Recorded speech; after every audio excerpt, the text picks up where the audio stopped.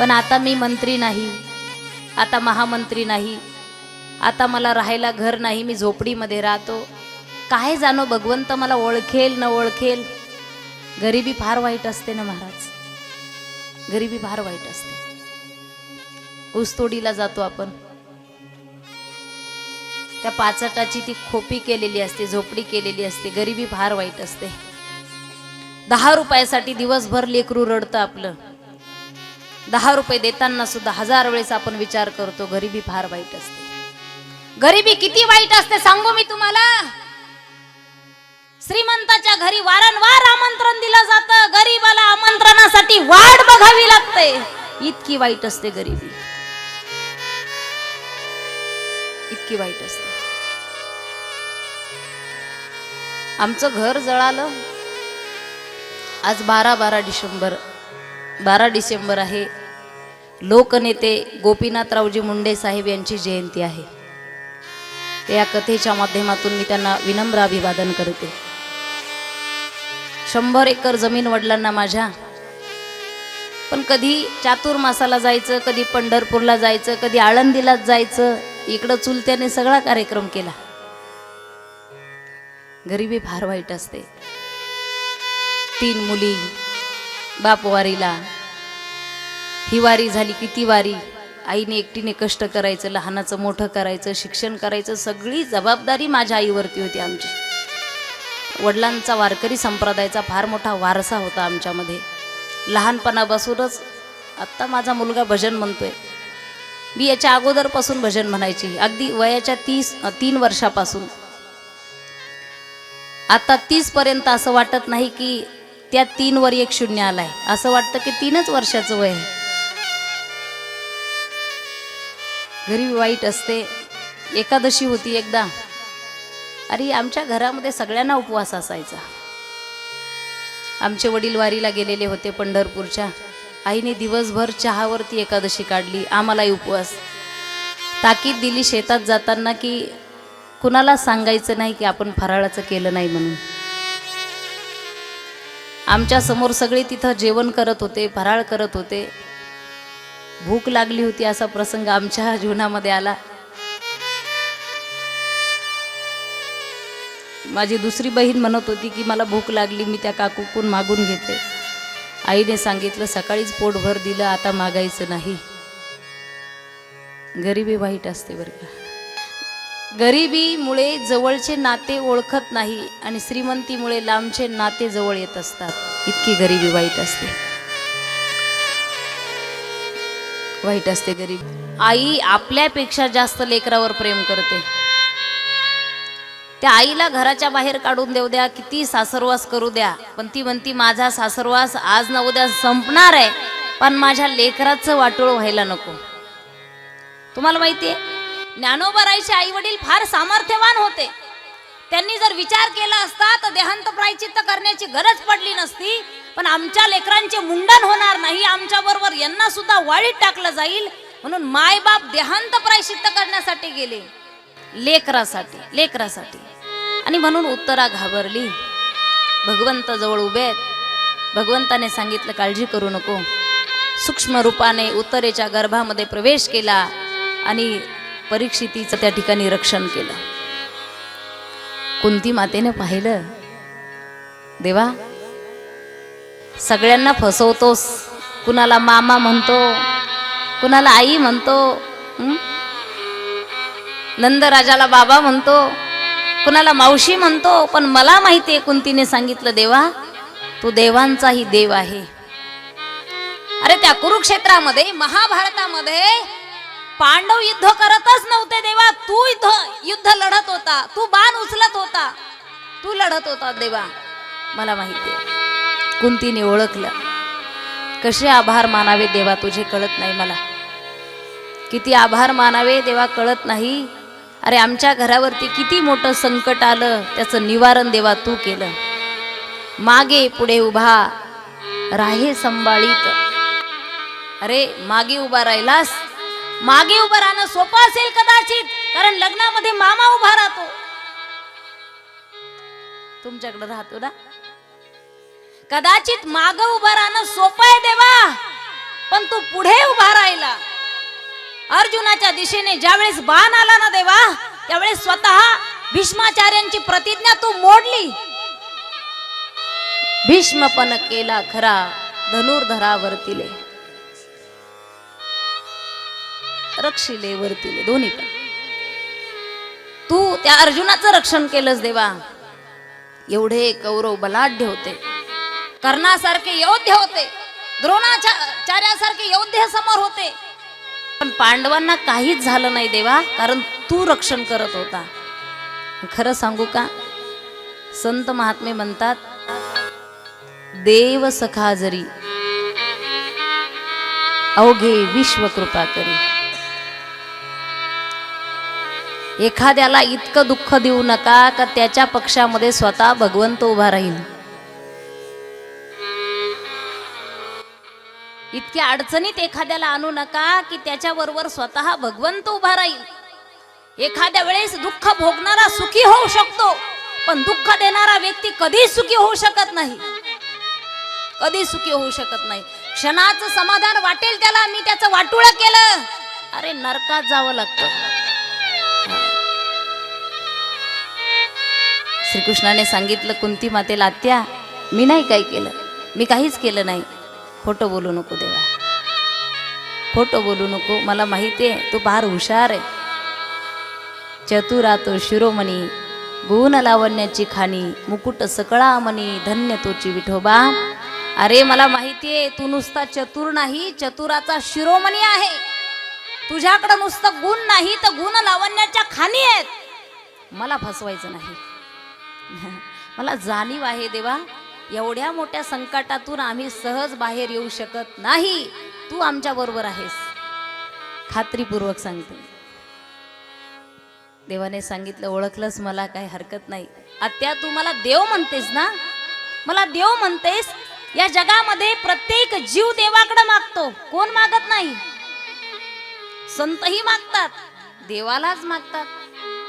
सामान्य जीव मागतो, वाढावे संतान, गृही व्हावे धनधान्य. बर सगळे जर मागत असेल तर तुम्ही मागा.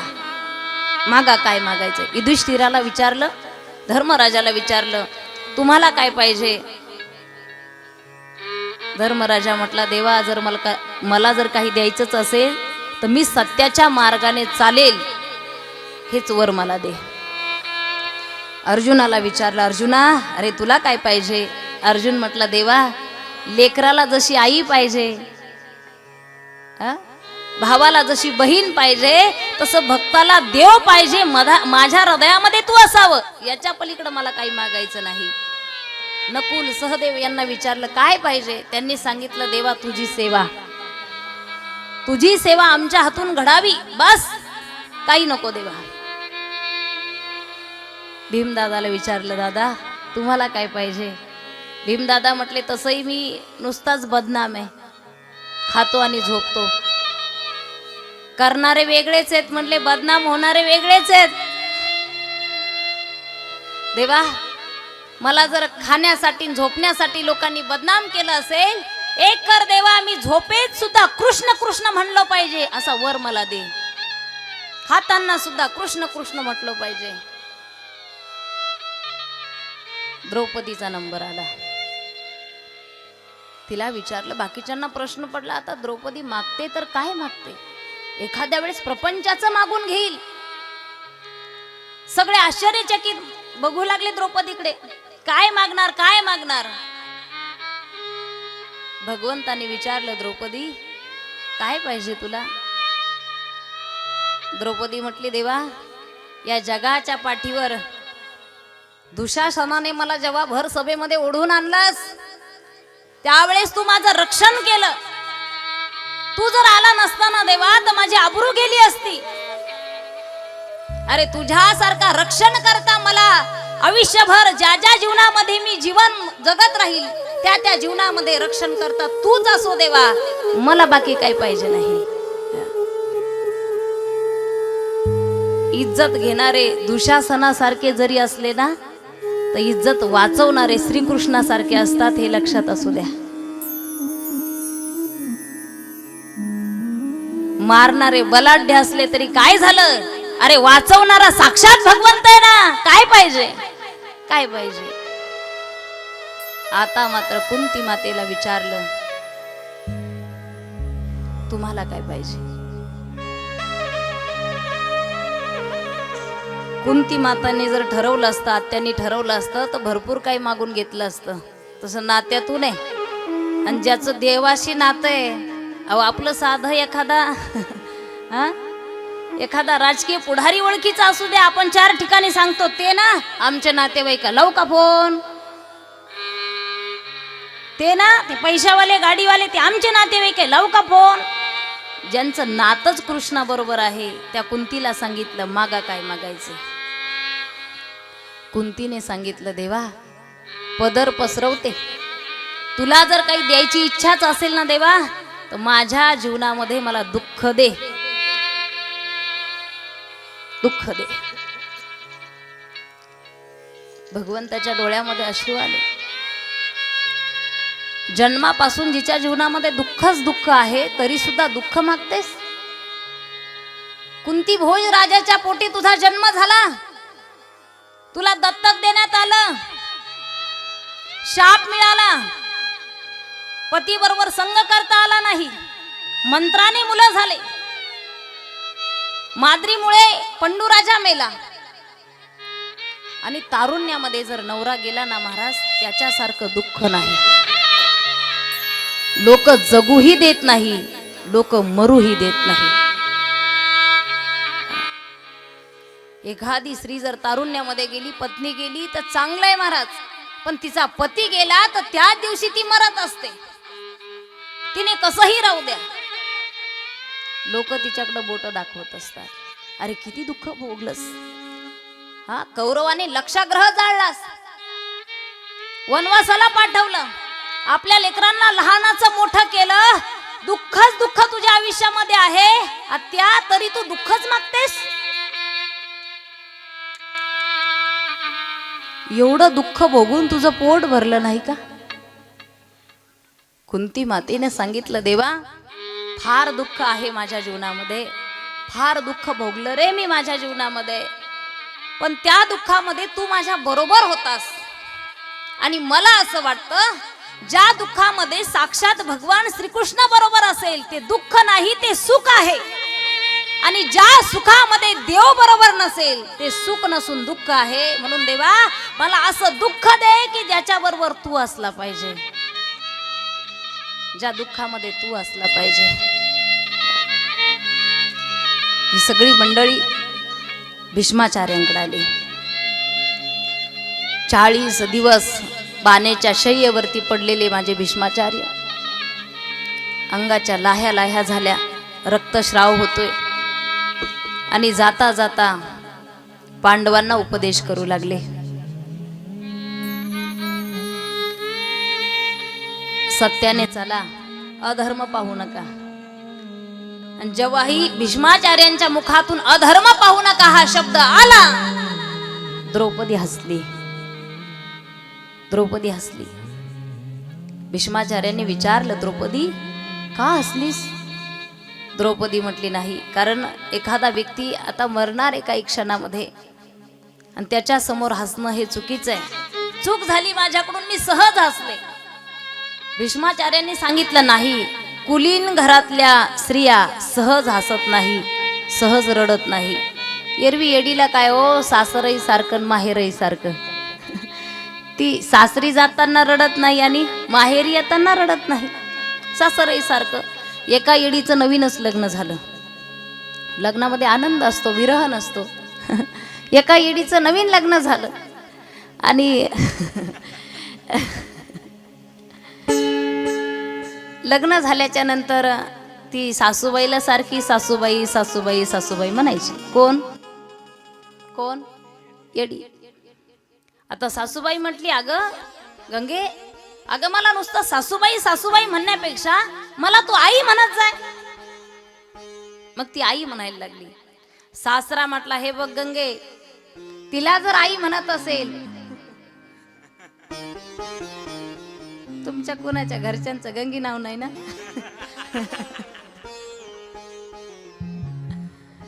सासरा म्हटलंय बघ गंगे, सासूला जर तू आई म्हणत असेल तर मला सुद्धा बाबा म्हणायचं. काय म्हणायचं? मग लागले सासू सासऱ्याला आई बाबा म्हणायला. एक दिवस या येडीचा नवरा घरी आला. ती म्हटली आई बाबा बघा ना दादा घरी आलाय म्हणे. येडीला सासरही सारखं आणि माहेरही सारखं. कुलीन घरातील स्त्रिया सहज हसत नाही. भीष्माचार्यांनी विचारलं, सांग का हसलीस द्रौपदी, का हसलीस? ती म्हटली विचारलं म्हणून सांगते. तुम्ही आत्ताच सांगितलं अधर्म पाहू नका, आणि त्या राजसभेमध्ये दुशासनाने तुमच्या समोर मला फरकटत आणलं, ओढत आणलं, माझे साडीला हात लावला, त्यावेळेस अधर्म घडला नाही का? आणि तुम्ही त्या राजसभेमध्ये बसला होतात, मग तुम्ही तो अधर्म का पाहिला? का पाहिला? मी देवाला हाक मारली होती, तुमच्या लक्षात नाही का? द्रौपदी सांगू लागली, कृष्णा अरे धावणारा फक्त तू एकटाच आहे. तो अधर्मच होता की हो. त्या राजसभेमध्ये एका कुलीन स्त्रीला राजसभेमध्ये फरकटत आणणं हाही अधर्म होता, तुम्ही डोळ्याने पाहिलाय. भीष्माचार्याने उत्तर दिलं, हो मी पाहिलाय तो अधर्म होताना, पण तुम्ही काहीच केलं नाही. कारण मी कौरवांचं दुर्योधनाचं अन्न खाल्लं होतं आणि त्या अन्नाचा प्रभाव माझ्या शरीरामध्ये होता. अन्नाचं रक्त होतं. आता या बाणाच्या शय्येवरती ते सगळं रक्त गळून पडलं.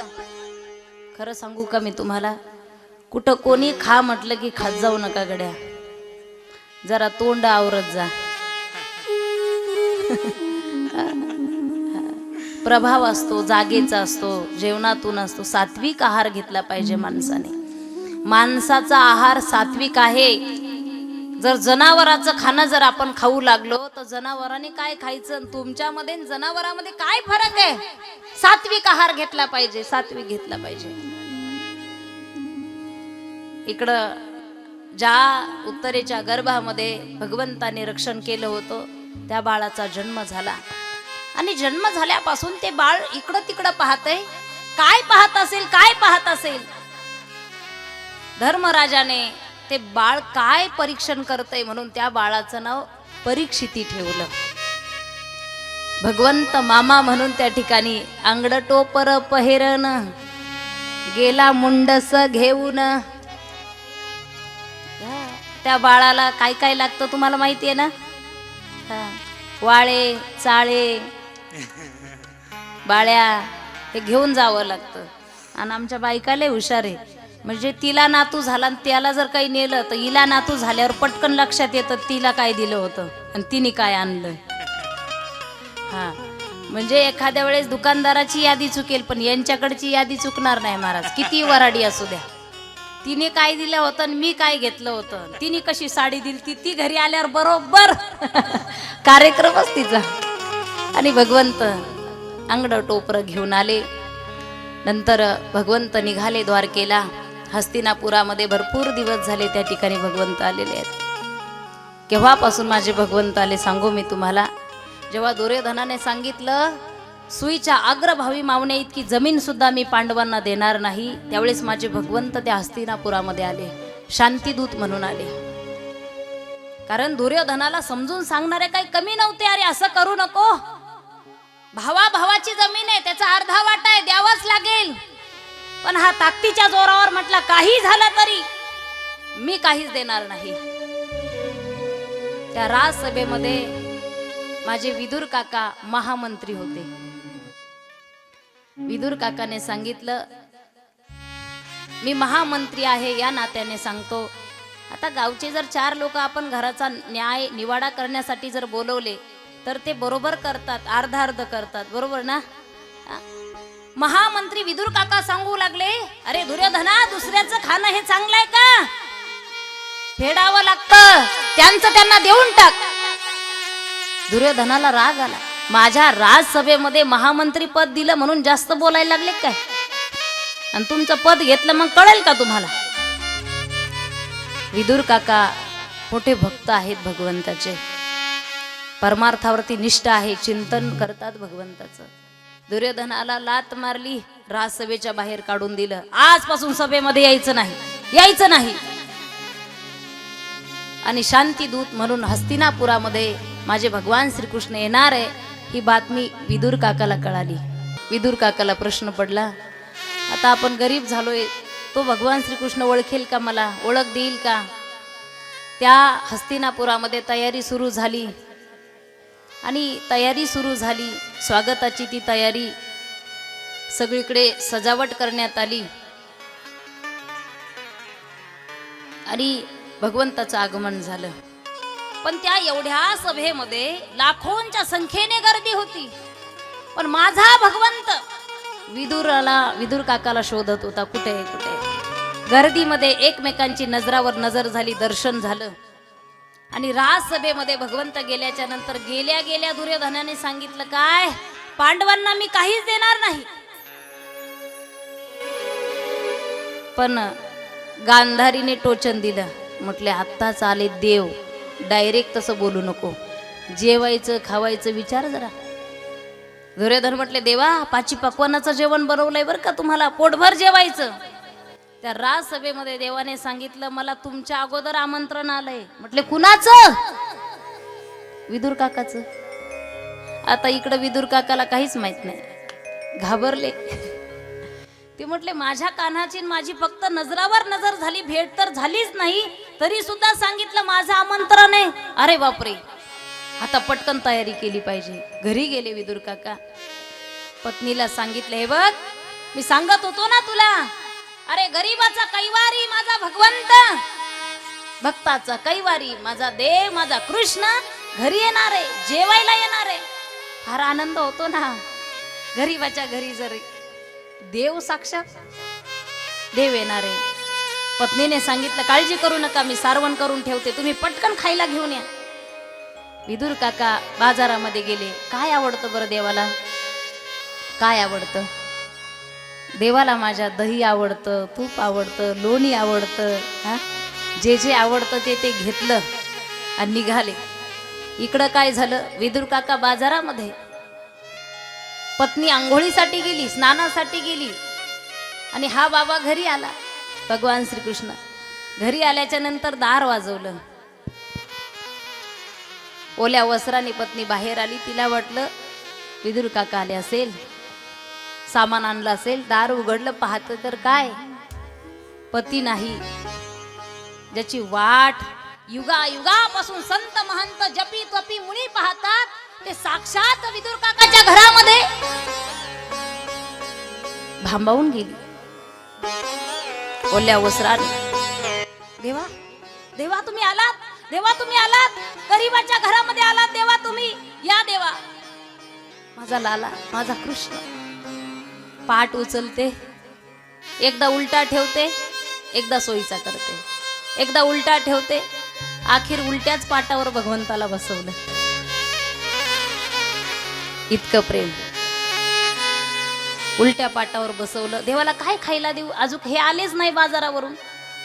घरामध्ये केळी होती, केळी घेतली आणि देव खाणार, तर तिने सांगितलं, देवा मी खाऊ घालते ना, यशोदेच्या हातचं खाल्लंस ना, माझ्या हातचं खाय. मग केळी घेतली आणि साल काढायला सुरुवात केली.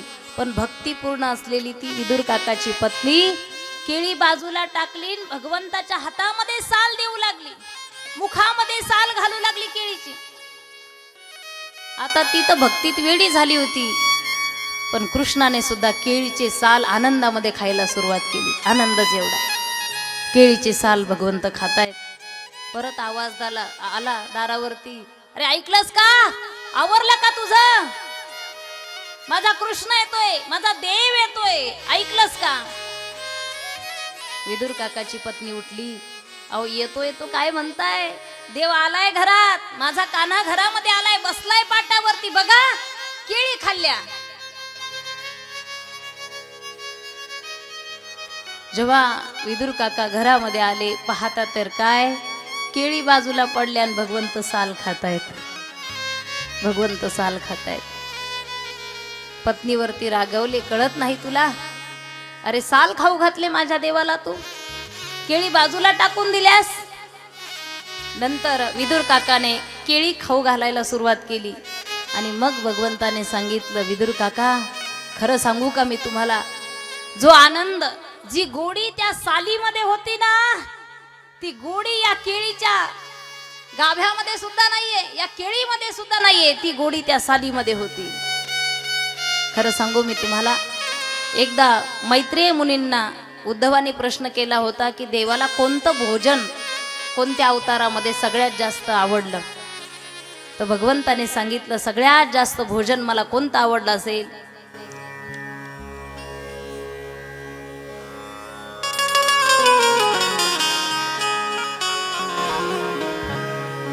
बसा. भगवंताने सांगितलं, मला पाची पक्वान्नाचं जेवण आवडलं नाही, मला त्रेतायुगामध्ये एक भोजन आवडलं. कुणाच्या हातचं? म्हटले शबरीच्या हातचं. अरे भगवंत परत द्वारकेला निघाले, अर्जुनाला सोबत घेतलं. अर्जुनाच्या समोरच यदुवंशी मारल्या गेले. भगवान श्रीकृष्ण स्वधामाला गेले. अर्जुनाने जशी ही बातमी हस्तिनापुरामध्ये आणली, युधिष्ठिराला माहीत झालं. पांडवांनी राज्य परीक्षितीला देऊन टाकलं, राजगादीवर बसवलं. कोण परीक्षिती हा प्रश्न होता आपला. आणि परीक्षिती राजाला राज्य दिल्याच्या नंतर जाता जाता काही गोष्टी सांगितल्या. हे बघ राजा, पाप होताना पाहू नकोस, अधर्माला थारा देऊ नकोस, आणि एखादा शत्रू जर शरण आला तर त्याला माफ कर. पांडव स्वधामाला निघून गेले. एक दिवस राजा परीक्षिती एका खजिन्यामध्ये गेला आणि पाहिलं तर त्यामध्ये अनेक मुकुट पडलेले आहेत. एक सोन्याचा मुकुट उचलला राजा परीक्षितीने आणि आपल्या मस्तकावरती धारण केला. लक्ष देऊन ऐका. आणि तो मुकुट घालून परीक्षिती राजा वनाच्या दिशेने निघाला. पुढे गेल्याच्या नंतर एक दृश्य पाहिलं. एक गोमाता रडत आहे. एक बैल उभा आहे, पण त्यालाही एकच पाय आहे. त्या गोमातेला विचारलं, तू कोण आहेस? तिने सांगितलं, मी धरती माता आहे, पृथ्वी आहे. त्या बैलाला विचारलं, तू कोण आहेस? तर त्याने सांगितलं, मी धर्म आहे. आणि धर्माचे 3 पाय छाटले गेले. कोणी केलं हे कृत्य? त्या बैलाने सांगितलं. काय सांगणार राजा तुला? कुणाचं नाव घेणार? अधर्म काय कमी झालाय का? राजा संतापला. कोण असेल? तुझे पाय छाटले, अधर्म घेऊन आलाय.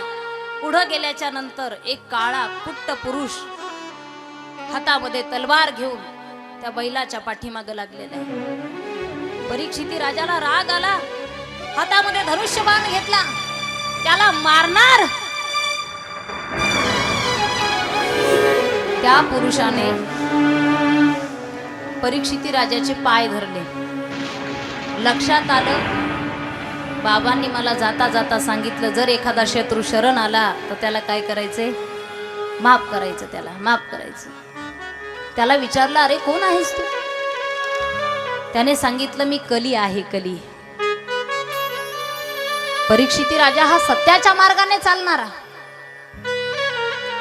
संतांची, साधू संतांची सेवा करणारा, आणि माझ्या राज्यामध्ये कली तू काय करतोस? कलीने सांगितलं, राजा अरे मला राहण्यासाठी जागाच नाही, मला जागा दे. त्याला 3 ठिकाणं दिली. अनैतिकतेने कमवलेलं धन, परस्त्री गमन, आणि असत्य ज्या ज्या ठिकाणी असेल कली, त्या त्या ठिकाणी तू वास करशील. ते तुझं स्थान आहे, तिथं तू राहशील. असं म्हटल्याबरोबर कलीने राजाच्या मुकुटामध्ये प्रवेश केला. कारण तो मुकुट जरासंध राजाचा होता, जरासंध राजाचा होता. अनैतिकतेने कमवलेलं ते धन आहे. माझे तुकोबाराय म्हणतात, धन कमवायचं ना तुम्हाला, जोडून या धन उत्तम व्यवहार. उत्तम व्यवहार असेल आणि मग धन जोडा तुम्ही. पण तो राजा जरासंधाचा मुकुट अनैतिकतेने कमवलेला होता.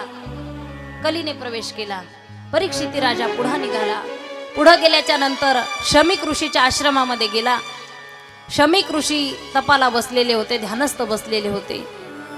कलीने प्रवेश केल्यामुळे बुद्धी भ्रष्ट झाली.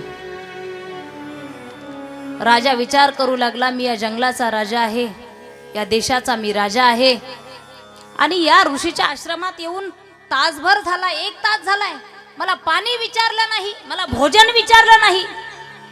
राग आला परीक्षिती राजाला.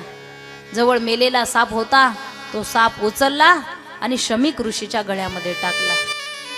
राजाने एक प्रकारचा अधर्म केला. राजा पुढे निघून गेला.